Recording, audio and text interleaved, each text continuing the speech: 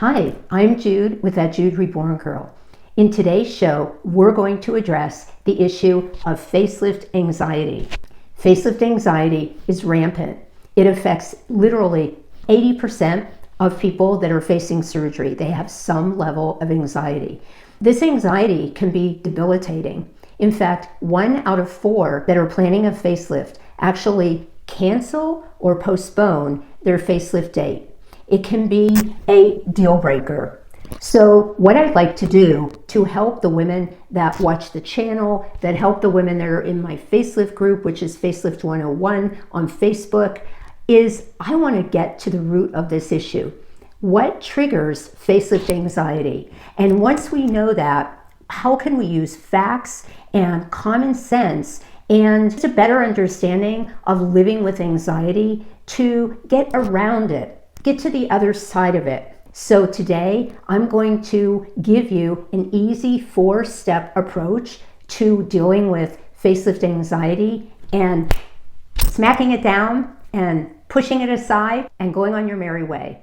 So stick with me. That'll be towards the end of the video. I am dedicating this show to all my courageous aesthetic warriors who don't want anxiety to rule their life and to get in the way and block their aesthetic dreams. Banish those facelift anxieties once and for all.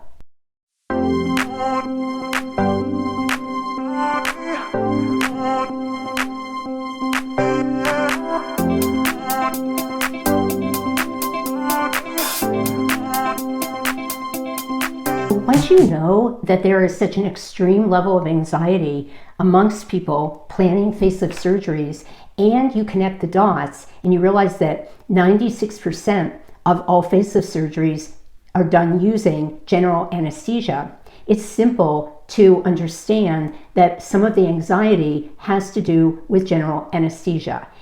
The best people to reflect on this anxiety are people that see it every day, anesthesiologists. There's a great anesthesiologist, Dr. Anthony Cavey. He is a Harvard and Stanford trained anesthesiologist and integrative medicine specialist, and he does make great videos on YouTube. And I took the liberty of clipping one of his videos that is on the subject of anxiety regarding surgery. And he talks about one main factor, although it's amongst about 4 or 5 other ones that he thinks plays a role in anxiety. But there's one big factor that he thinks is key, and that is loss of control. I'll bet this is going to resonate with you if you have anxiety. I'll bet you you're sort of a little bit of an obsessive about controlling your circumstances and controlling your environment. I recently said this to someone and she said, oh yeah, she goes, if it was me, I'd be flying the plane that I'm taking for vacation. Loss of control is the hitting the nail on the head for many people that have anxiety issues and are going to have a surgery and are going to undergo general anesthesia. Let's see what Dr. Cavey has to say about loss of control. Control. One of the top fears that my patients have before anesthesia or surgery, because they're going to lose control of their body. And that's totally valid, because nowhere else in the world do we bring you into a cold room, maybe without any windows, take off your normal clothes, have you go on this bed, and take away your memories. We sometimes give medications that cause paralysis. You're connected to a ventilator. You have a breathing tube like this one in past your vocal cords. Our brains crave control, and we will do anything we can to try to have a semblance of control when we feel like we don't have control. So do you agree that the loss of control, as he said, because you're basically going to be put under and you're going to lose everything, your mind, your thoughts, your memories, your everything for a period of time, that's pretty daunting. So it does make sense that for people that like to be in control, this would be a huge issue. This would reign terror in the mind of someone that likes to be in control. But there are some other things that he goes on to mention if you watch his entire video. And there's a short list. I'm going to refer to it very quickly here. One would be uncertainty. You feel a sense of uncertainty. Maybe you didn't button up exactly what's going to happen. And because of that, you have a sense of uncertainty. You feel a lack of confidence and a lack of trust for the doctor. This is a big one, and I want to come back to this and I want to address it because this is something that can easily be overcome. An underdeveloped curiosity. It's really important that you don't get all the way to surgery day and feel like you have questions that were unanswered because you weren't curious enough to research them. And misplaced trust. It's important that you don't get to surgery day and realize that the people and the outfit that you're dealing with are not what you thought they would be. A misplaced sense of trust can easily build anxiety because it indicates you have things that you didn't research well enough and you didn't get clear enough answers beforehand. So that would be Dr. Cavay's list, in addition to loss of control. Any of these elements would be enough to send the mind reeling and to feel a knot in your stomach. But then there are some other things. First of all, it's your face. It's not a hip, it's not a back, it's the part of you that you derive your sense of identity from. Your ego, your personality, they all come from your face. And that's why there is such a fear about looking different, by the way, after facelift. It's surgery on your face. So that explains a lot of it. The other thing is there's all this fear porn about facelift. There's all kinds of negative information on the internet, and a lot of it was put there by people that are not healthy, that had facelifts that shouldn't have had them, or maybe have compromised immune systems where recovery is a bit more challenging, and they don't tell you that. All they do is complain about the recovery. I do see this happen in my group. I may know a backstory that the readers don't know that hasn't been divulged. And so someone may be lamenting about how tough recovery is when it really isn't that tough of a recovery. The readers don't know that that person maybe went through chemo and radiation a couple years ago, or maybe has an autoimmune disorder, or maybe had a gastric bypass, something like that, or maybe is diabetic and shouldn't have been approved, but maybe they went abroad and they got approved. So there's all kinds of things you read or you hear from friends and family, and they get into your psyche and they create a sense of paranoia once you start going through the motions of booking a facelift and moving further down the path in terms of getting closer to having your surgery. But the fear of changing your face, the fear of losing control, the fear of living through what you've read about, all of those subconscious fears sort of pile on and can create paralyzing anxiety to where you actually do call and cancel or postpone your appointment.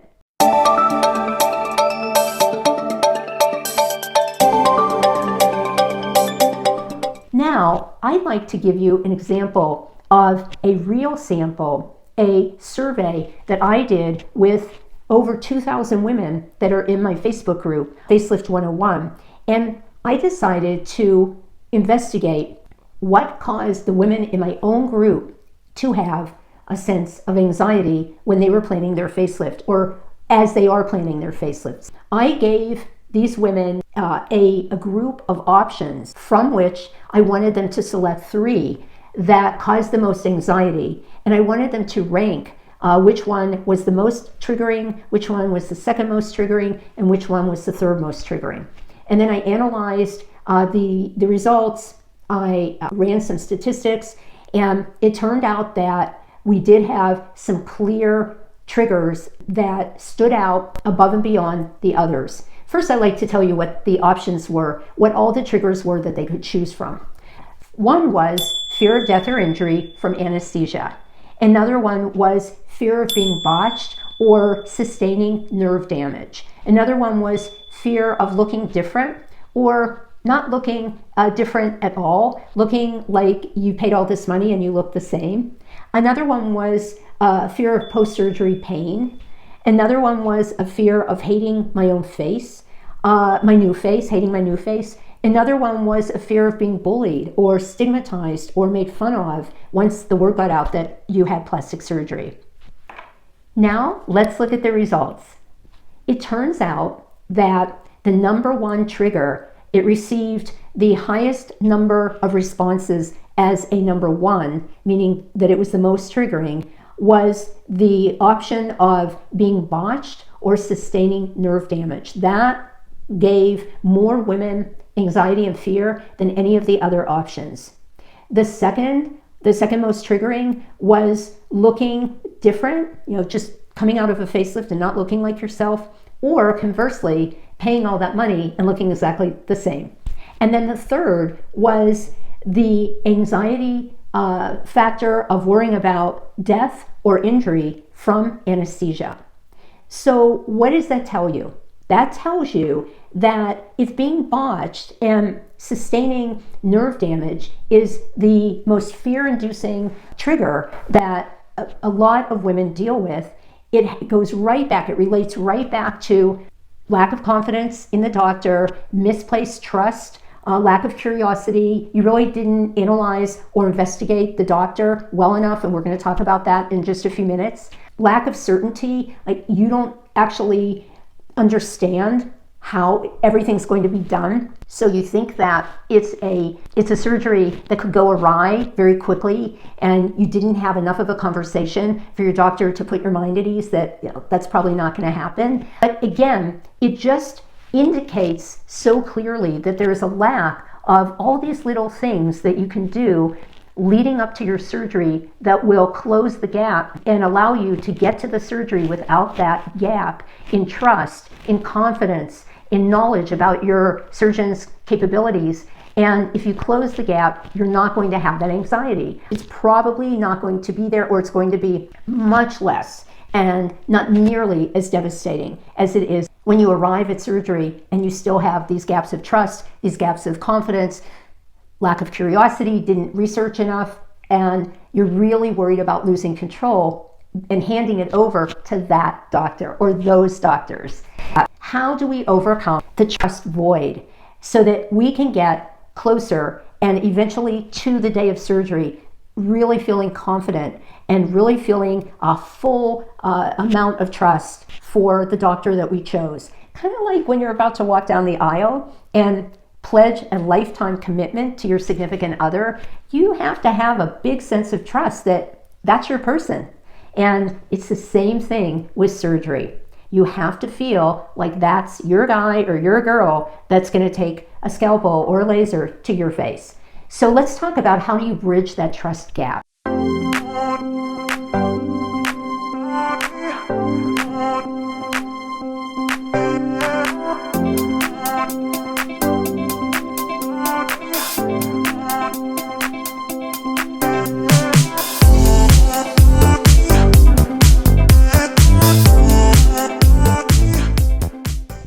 So to overcome the trust void, it's very, very important to study the doctor that you think you're going to use. And you want to start by making sure that you look into their credentials.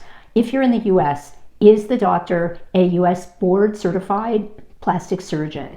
And ideally, even better, are they a facial plastic surgeon? Meaning they only work on the face, they don't do body parts. While some of you think that this doesn't matter, the training is much more specific and intense for facelift and facial plastic surgery procedures for a facial plastic surgeon than it is for a general cosmetic plastic surgeon who is also being trained to work on the breasts, the buttocks, and other body parts. So if you want someone that's really ready and well trained, you're going to want a facial plastic surgeon, and even better is a facial and reconstructive plastic surgeon. And the reason is that the facial and reconstructive plastic surgeons are surgeons that go back in and they fix other surgeons' carelessness, their botches. If being botched is something that gives you great anxiety, and we see that it is for the majority of the women that took my survey in my Facebook group, then getting a doctor who fixes the botches created by other doctors is going to give you great solace, because that doctor knows what the other doctors did wrong that created that botch, because they have to go in and undo it, sort of retro engineer it. So try to find a facial and reconstructive surgeon. You can absolutely do this by looking on a website, which is the American Association of Facial and Reconstructive Plastic Surgeons. Not all doctors are on there. They pay to be in the drop-down list, so to speak. So it's kind of like a pay-to-play list. However, it is going to give you a good start for surgeons in a certain zip code or a certain city, if that is going to help you with your search. Now, you also want to know how many facelifts they've done before meeting you. Most of the time, if you scavenge that website with a fine-tooth comb, you are going to see a sentence that indicates how many facelifts they've already done prior to meeting you. Now, that may be outdated, so you can always bring it up in your consult. Oh, your website said you've done 1,500 facelifts. Is that accurate or is that outdated? And they'll tell you. How many, do they tend to do on a regular basis, in a regular week? When did they start doing it? When did, you can look on their website, you can look in their CV, their professional CV, and when did their fellowship end and their practice begin? You want to know that. You want to do the math. Let's say that their practice began 6 years ago. They do one facelift a week. That's 52 facelifts a year times 6. That's not that many. So you definitely want to know, and you're looking for something in the several thousand or more category. That means that they have a nice little bit of experience under their belt. It's a solid amount. If they've done 2,000 or 3,000 facelifts before you come along, that's a lot of muscle memory, and that's what you're looking for. So know that number, because that's something I'm going to have you reflect on. That's going to be one of the things you reflect on when you're starting to feel anxiety rising in your body and in your gut.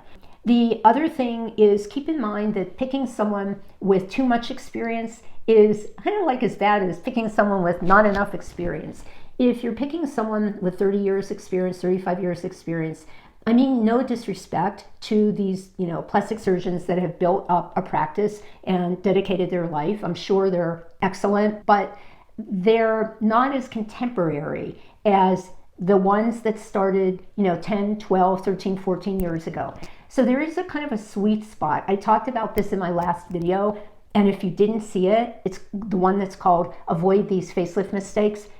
Take a look and actually watch it, because there's some really good little nuggets in there from the dots that I've been able to connect, meeting so many women over the past 2 years and hearing their stories and coaching a lot of them through. A lot of the older plastic surgeons are on autopilot, and they also can become very defensive if they didn't do something right, and then you go back and you want a revision. They're set in their ways. I just say, know how much experience you want in your doctor, and don't settle. If you don't want an old timer that's, pushing 70 and is going to retire within the next 5 years, and you don't want general anesthesia because that's all they offer with drains, then keep going, keep looking.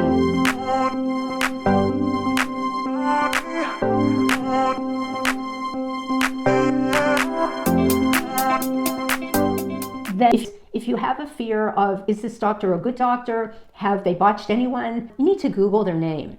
Keep Googling their name. You can Google their name and put lawsuit next to it. But usually if you Google their name, if there's a pending lawsuit, it's going to show up online. That's the beauty of the internet. So just because someone's famous, just because they charge a lot of money, and just because they've been doing it, decades, doesn't mean that they're going to, at this point, have the perfect reputation.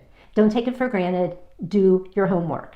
All right. Then the next thing I want you to do is look at the patient reviews about the doctor and go to realself.com. This is a site where real women can volitionally leave reviews and leave, kind of like a little story or blog about a certain procedure. And realself.com, what they do is they categorize them by type of procedure. So all the facelift blogs will be together, all the upper lefts will be together, et cetera, et cetera. And it makes it really easy. It's very handy. Not all the doctors that women talk about in their blogs are actually affiliated with realself.com. So you may not see your doctor listed there. Some doctors are, many are, which is another way you can look up the doctor. You can look up that doctor under their name on realself.com, or leave the geographic area, and then all the doctors that perform facelifts, deep planes will come up. And it's especially effective to look for the doctor's name in a real review by a real patient.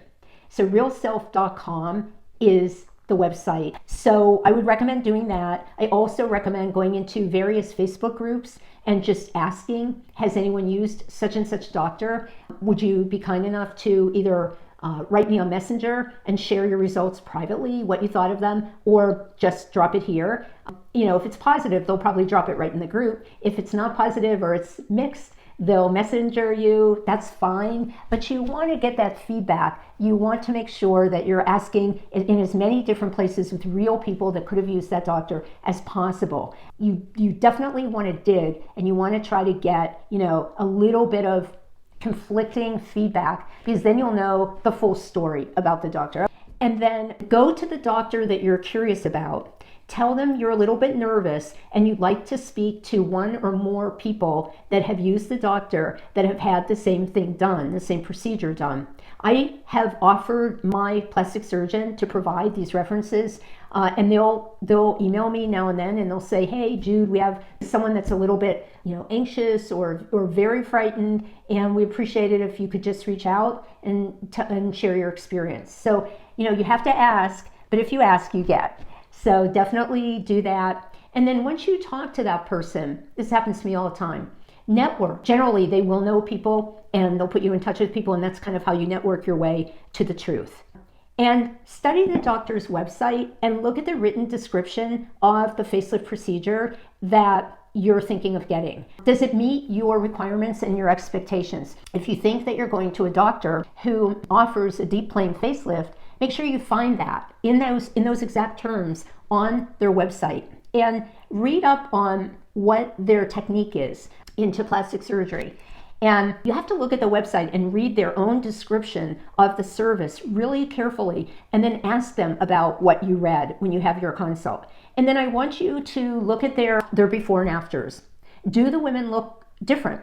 Are the results impressive? When you look at the profile, do they have a really nice, clean jaw?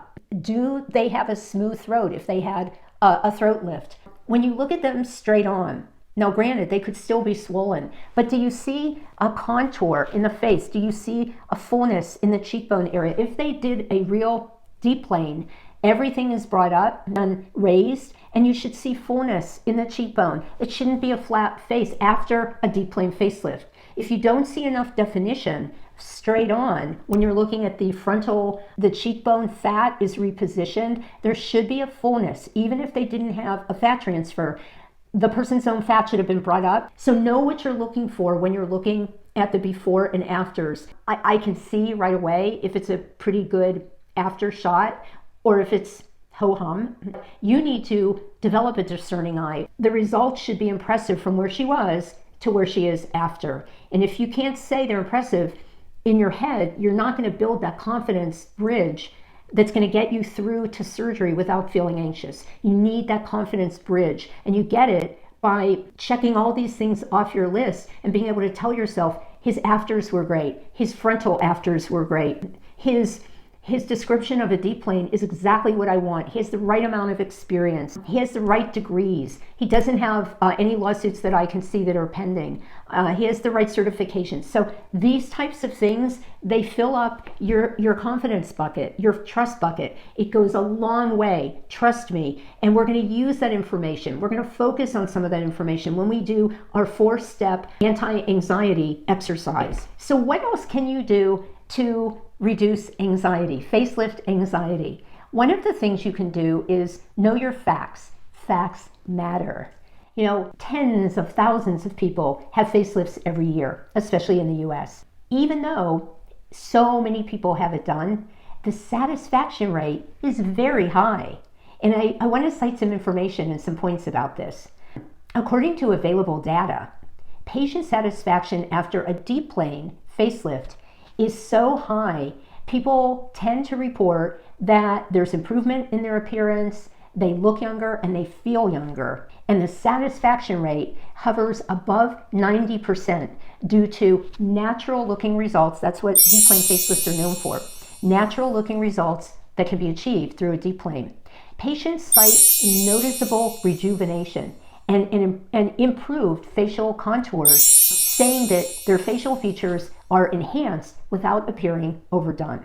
So that should give you a lot of confidence. But going back to realself.com, a study was actually done by ISAPS, and it's the big International Society of Plastic Surgery, and it was done in 2024. And it was called the 2024 study assessing patient satisfaction following facelifts with social media reviews. And what they did is a survey, and then they used AI, which crawled through and harvested the results of the survey. And the survey was done on 2,153 facelift reviews from realself.com. And the study was on facelift surgery satisfaction. And they were looking at factors that influence facelift satisfaction. You know, what exactly causes satisfaction or dissatisfaction? Now, this is interesting. 92.25% of patients left positive reviews after facelift surgery, and 91.9% of the patients who provided a rating said that their facelift was worth it. So that's just shy of 92%. That means 92 people out of 100. That's a lot of people thought that the facelift was great and it was worth it. They gave it a thumbs up. The most common reasons that they gave their facelift experience a positive review was 79.1% had to do with the aesthetic results, the look that they got after the facelift. And 74.92, so just under 75%, also referenced the surgeon's bedside manner. So very, very interesting. So aesthetics and basically demeanor, interaction with the patient. Most common reasons for a negative review, which was only 8%, as I said, 92% had great things to say and said their facelift experience was worth it. And there were two reasons. 82% of those that found fault found dissatisfaction with their aesthetic outcome. So again, the look didn't suit them. The other reason was 49.1% claimed that the doctor had a poor bedside manner. So less than half of them had that issue. It was mainly the aesthetic issue, the disappointment, the discontent, the malcontent with the dissatisfaction of the outcome. So beyond all the fears about anesthesia, not waking up, injury, nerve damage, the main thing is the fear of being botched or not liking your new look. It's the aesthetic results.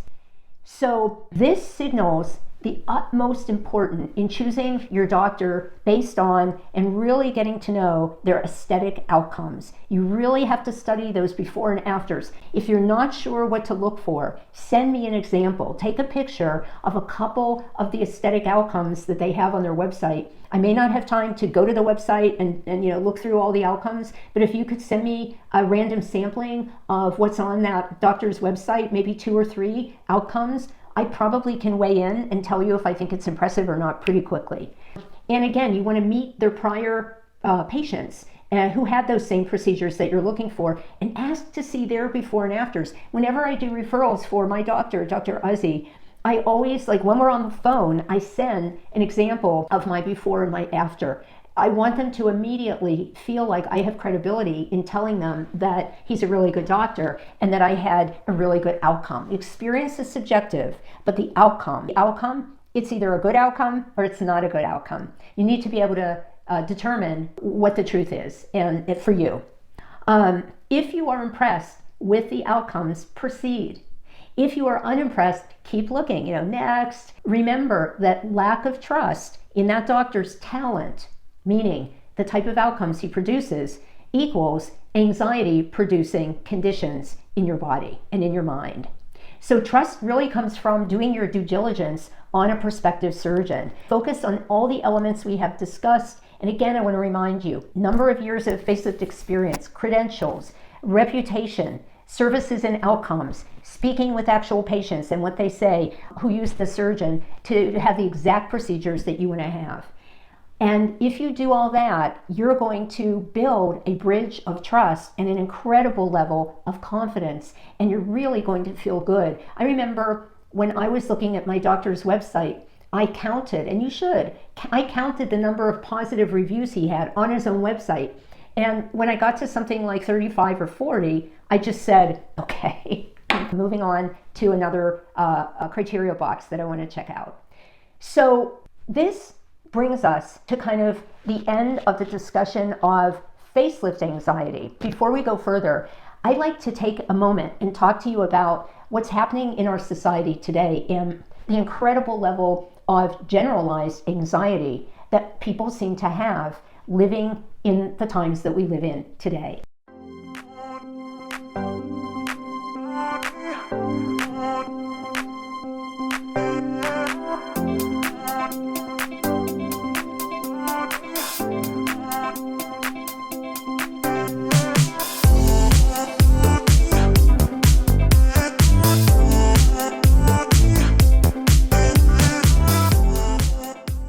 Working with women in my group, I have met many women, probably several dozen women, just in the last couple months that live with generalized anxiety.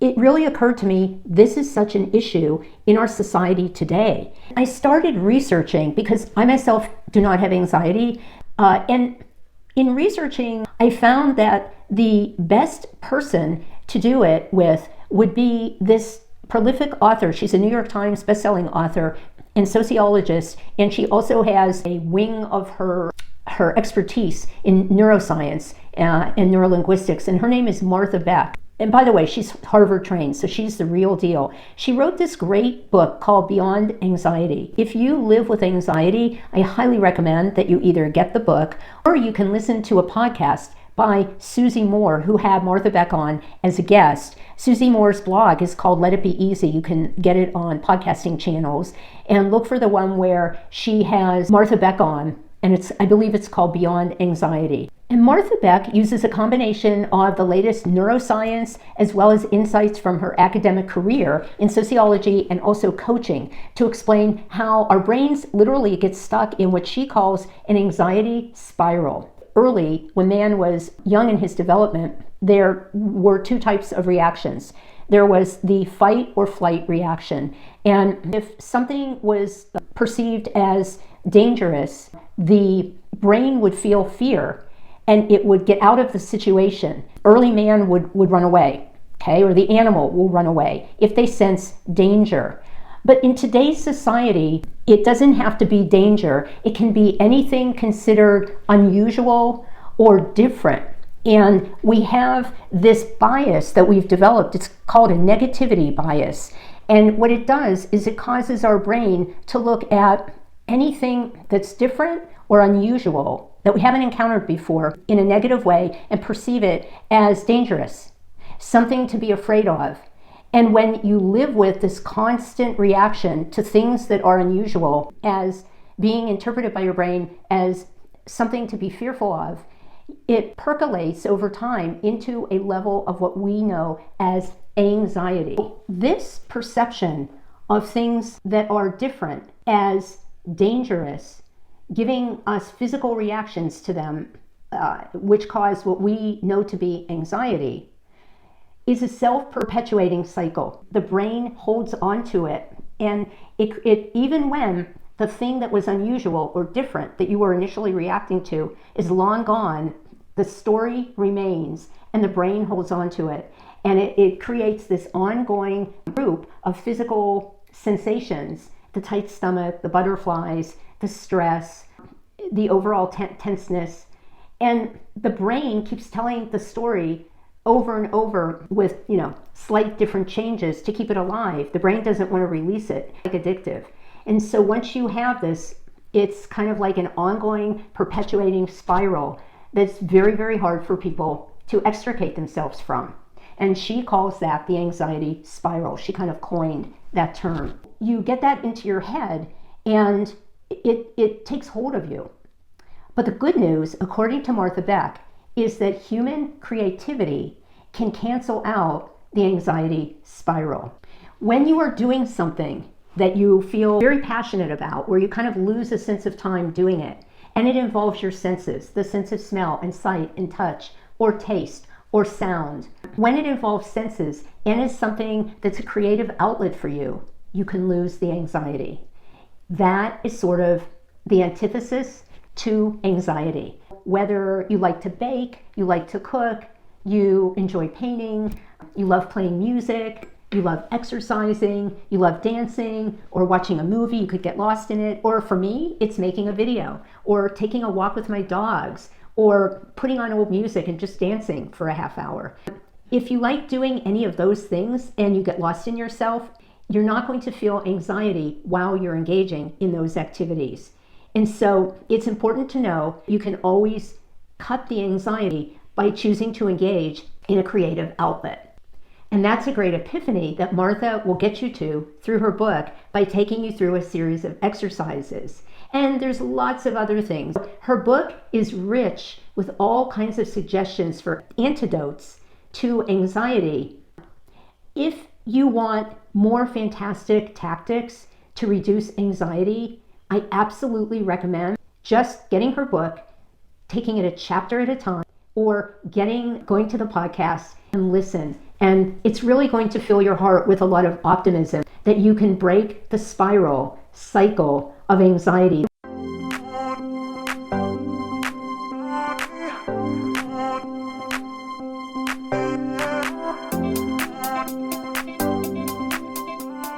Now we've come to the part of the video where I want to share an easy 4-step exercise that you can do. You can learn this, you can memorize this, and you can do it whenever you feel a sense of anxiety coming up on you regarding your impending facelift surgery.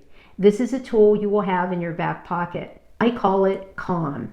Okay, the first thing I want you to do, the C in C.A.L.M, is to close your eyes. And when you close your eyes, take control of your thoughts. Take control of your thoughts. I want you to picture a scene from a recent vacation or a vacation that you took or you fantasize that you took. It can be a beach scene, a mountain scene, a tranquil lake scene, a sunrise, a beautiful sunset, or even a star-filled night sky. So close your eyes and picture that.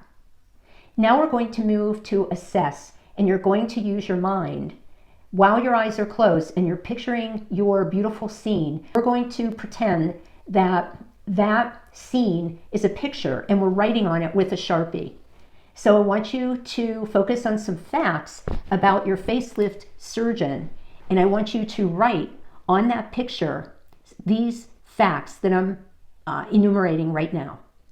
First, the number of years that your surgeon has been practicing. And that sentence can be like, my doctor has been practicing X number of years. And just see yourself writing it. See your Sharpie moving across the picture, writing the sentence and plugging in the fact. And move down and write, again with your Sharpie, the number of facelifts that your surgeon has already done prior to meeting you. So you would write something like, my doctor has done over 2,000 facelifts. The third sentence would be, or the third bullet would be, the number of good reviews you saw on their website. Write it in your mind on your vacation scene.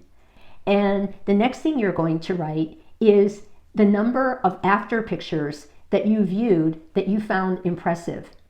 I saw X number of afters by Dr. So-and-so that I absolutely loved or that I thought were great. So you're going to write that bullet, you're going to plug in the number, and then the next one I want you to write, and the last one would be the number of people you spoke with who loved the doctor and had great outcomes.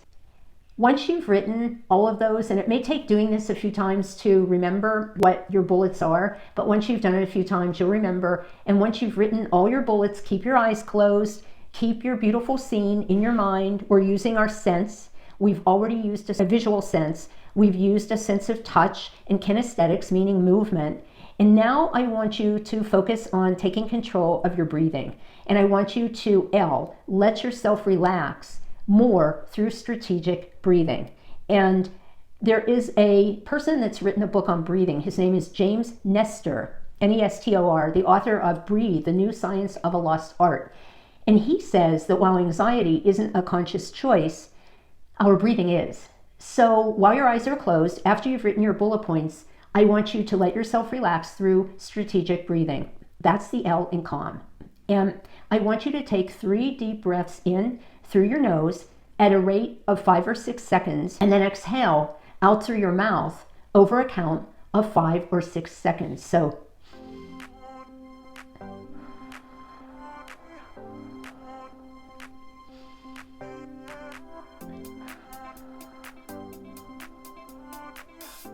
I'm breathing and I'm counting silently. Can't count out loud because you're breathing, but you can do it silently in your head. Do it 3 times. If the cycles are too long, 5 or 6 seconds too long, you can always shorten it. But what it's doing is it's syncing your respiration, your respiratory rate with your heart rate, which tends to make the body relax and feel in sync. As opposed to when you're feeling anxiety, you're feeling very out of sync. When you're feeling stress, you're feeling out of sync. So this is going to get your body back in sync. If you can, do this. Pause after you do it 3 times and then start up again. Put a timer for 3 minutes where you do this off and on for 3 minutes, 4 minutes, or 5 minutes, depending on what works for you. Keep your eyes closed. Continue to envision your vacation scene or your beautiful nighttime sky. And then before you open up your eyes comes the M. Continue to keep your eyes closed, but with your eyes closed, manifest your new face. That's the M. I want you, once you've breathed and you're feeling more relaxed, I want you to imagine yourself at home walking into your bathroom where the mirror is, looking in the bathroom mirror, and this will be a few months after your surgery, and seeing your face and feeling the feeling of pure joy, pure happiness. I want you to imagine looking in the mirror and you're super happy, and what that will feel like when you walk into your bathroom and you look in the mirror and you love what you see. See yourself looking a much younger reflection of you. Imagine your face from 10 or 15 or even 20 years ago, depending on how old you are when you get your facelift. And if you can't do that, find a picture of yourself X number of years younger, 10 years younger, or 12 years younger, 15, something reasonable, and memorize that picture. So when you do this exercise, you can picture yourself as you are in that picture in the bathroom mirror. And I want you to manifest that picture in the bathroom mirror, and I want you to feel the feelings from your body of how you feel when you're really happy, that giddiness, that excitement. Once you're able to see that face and you're really excited and happy, and you can feel yourself smiling during the exercise, you can feel yourself almost giggling, then you can open your eyes. This exercise is called C.A.L.M. It brings in different senses and uses the power of the mind and directs it in a healthy direction using most of your senses. You're just not using the sense of hearing or the sense of taste or touch, but you're using other senses that are very strong. That is called C.A.L.M, C-A-L-M. Feel free to share that if it helps people in your group that are really wanting a facelift, but they're just too paralyzed with fear to go forward. Have them watch the video and do the exercise together with them after you do it a few times.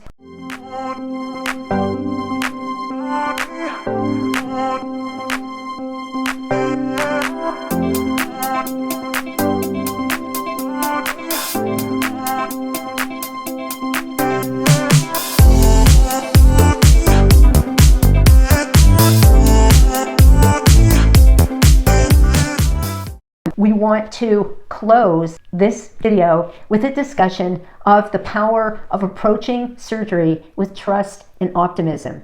I'm a very, very positive, optimistic person. I just am naturally. I don't really have triggers in life. Not very many things upset me. I'm very easygoing. A lot of what I feel in new situations is innately, I feel optimistic, not naively optimistic, because I always do my research.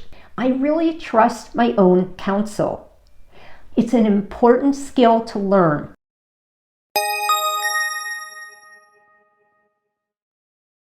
There is a mind-body connection between how you feel going into your surgery and into your recovery and how you recover. And I remember when I went for last follow-up, or my next to last follow-up with my surgeon, and he told me, you're like 3 weeks ahead of where you should be in terms of healing. And he was really impressed. And he said, but I'm not surprised because you're so excited and you're such an upbeat person. And he said, I've done a kind of an unofficial survey, and people that have this, that are pretty excited and upbeat and happy the whole way through, tend to have much quicker and easier recoveries. And when he said that, it never really left me. When I was looking for a way to bring the whole show together, I reflected back on that comment and I did a little research. And I saw that mental health and stress levels can impact how long it takes to recover from surgery. It can impact the immune system. Stress releases cortisol, which can suppress and weaken your immune system, making it harder to fight infection. So you might be that person that gets all those small little infections while, where you have, your sutures open up and you have to go in, or a stitch gets infected. And it's because you're over-analyzing during recovery and you're creating anxiety and stress creates cortisol, which opens your body up to infection. So that's the first thing. Inflammation, stress-induced inflammation is a real thing that can disrupt the body's natural healing processes. And then finally, pain. Chronic stress can make pain more difficult to tolerate. You just don't have the ability to endure even a low level of pain because you're so stressed out. So I want you to practice positive thinking.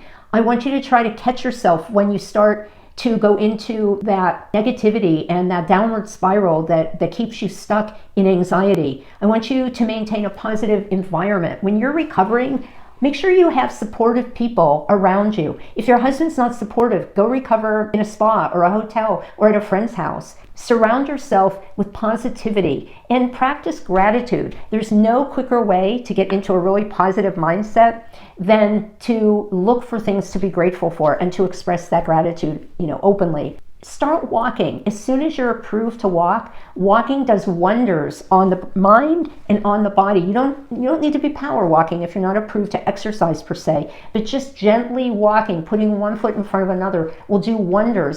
For every day that you stay in bed, it takes you 2 days longer to recover. I read that during my research. I believe it. There's that mind-body connection. Stay creative to counter anxiety. Practice visualization of a happy, healthy you. Get calm. So I hope that you've enjoyed the video. If you found it to be of value, if it gave you new things to think about, new tools, new activities to engage in, then I would really appreciate you showing your gratitude by liking the video. So that would be such a wonderful gift to me and to the channel, because more people would be able to see this. And I think this is a really critical show that many people will benefit from. We need it to get out there. We need it to be shared. So thank you so very much. Thank you for sticking with me. This was a longer video. I tried to pack it with really good, rich content that will make a difference. And I hope that you stay well, you stay happy and engaged and excited, and say goodbye and banish that little thing called anxiety. Put it behind you and embrace the future. Pursue your dreams. I'll see you on the next video. Ciao.